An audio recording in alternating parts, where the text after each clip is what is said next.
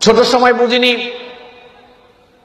যখন পোস্টারে লেখা দেখতাম আন্তর্জাতিক মুফাসসিরে কোরআন আজকে এখানে ওয়াজ করবেন, শুধু আন্তর্জাতিক মুফাসসিরে কোরআন লেখার মধ্যেই সমস্ত কিছু সীমাবদ্ধ নয়, এর আগে এর পরে আরো কত টাইটেল লাগানো ছিল।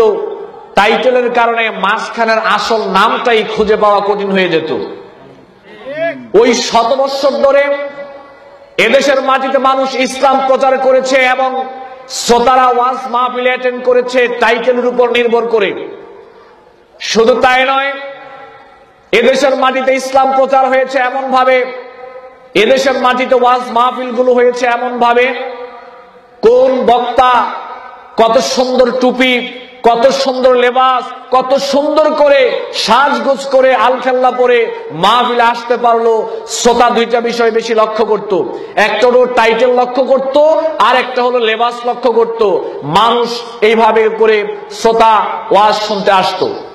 যার দরুন আপনারা যদি একটা বিষয় খেয়াল করেন, স্বামী ওয়াজ শুনতে আসলো, এবার স্বামী ওয়াজ শুনতে এসে 4 থেকে 5 ঘন্টা ওয়াজ শ্রবণ করার পরে বাড়িতে যাওয়ার পরে স্ত্রী জিজ্ঞেস করলো, আমি তো ওয়াজ মাহফিলে যেতে পারিনি, হুজুর কি বলেছে আমাকে একটু বলো। স্বামী জবাব দিল, ওয়াজ করতে গিয়ে বক্তা কি বলেছে সেটা আমার মনে নাই। কেন মনে নাই?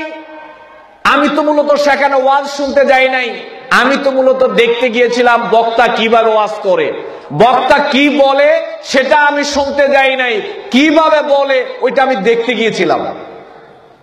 বহু সময় ধরে বাংলাদেশে ইসলাম প্রচার এভাবে হচ্ছে। একটা নির্ভর করছে টাইটেলের উপরে, আর একটা নির্ভর করছে লেবাসের উপরে।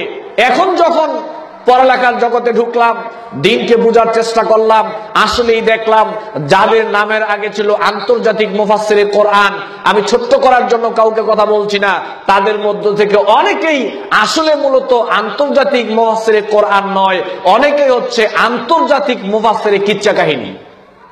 এটা এখন গিয়ে যখন গবেষণা করতে গেলাম, দিন অর্জন করার চেষ্টা করছি, দিনের জ্ঞান অর্জন করার চেষ্টা করছি, আসলে এখন গিয়ে বুঝতে পারলাম আসলে আন্তর্জাতিক মুফাসসিরে কোরআন নয়, অধিকাংশই হচ্ছে আন্তর্জাতিক মুফাসসিরে কিচ্ছা কাহিনী।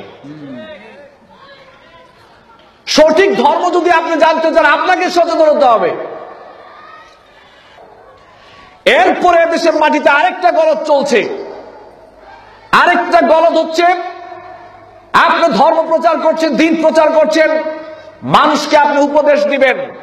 আমি দেখতে পেলাম উপদেশ দেওয়ার সময় আমরা উমুক রহমতুল্লাহ আলাইহির জীবনী, উমুক রহমতুল্লাহ আলাইহির জীবনী, উমুক রহমতুল্লাহ আলাইহির জীবনী, উমুক রহমতুল্লাহ আলাইহির জীবনী বলে দিন পার করে দিচ্ছি, খুতবা পার করে দিচ্ছি, বক্তব্য পার করে দিচ্ছি মানুষকে উপদেশ দেওয়ার জন্য।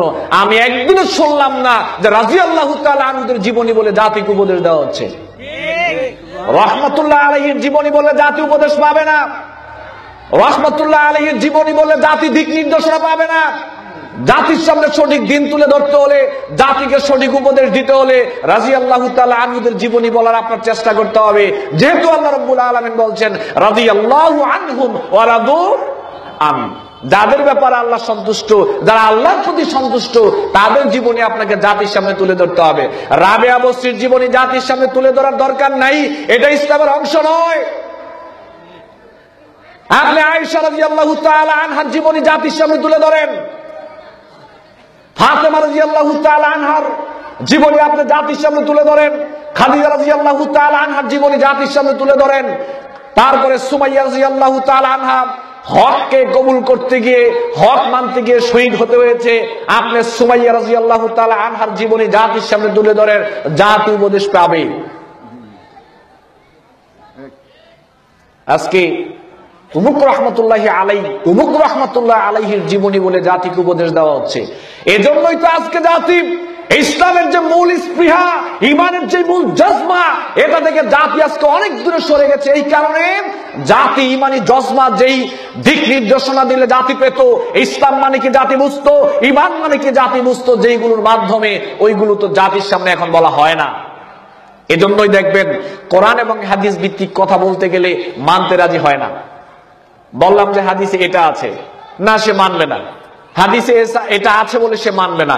একই ব্যাপারে আমি যদি বলি যে আপনার ইমাম সাহেব এটা বলেছে, ও আচ্ছা ঠিক আছে আমার ইমাম সাহেব বলেছে, নবীর দোহাই দিয়ে কথা বলে সে মানতে রাজি হচ্ছে না, কিন্তু ইমামের দোহাই দিয়ে কথা বললে সে সেটা মানতে রাজি হচ্ছে। আসলে সেটা হাদিসের সাথে মিল আছে কিনা এটা সে দেখতে রাজি না। কেন? ওই যে জাতিকে আপনি ওইভাবে গঠন করেননি। কোরআন এবং হাদিস ভিত্তিক জাতিকে গঠন করুন। সাহাবায়ে কেরামের জীবনী থেকে জাতিকে শিক্ষা নেওয়ার জন্য সাহাবায়ে কেরামের জীবনী জাতির সামনে তুলে ধরেন, দেখবেন জাতি সঠিক ইসলাম খুঁজে পাবে, জাতি ঈমান কি বুঝতে পারবে, জাতি আকীদা কি বুঝতে পারবে, জাতি তাওহীদ কি বুঝতে পারবে, জাতি শিরক কি বুঝতে পারবে, জাতি তাগুত কি বুঝতে পারবে, জাতি কুফর কি বুঝতে পারবে।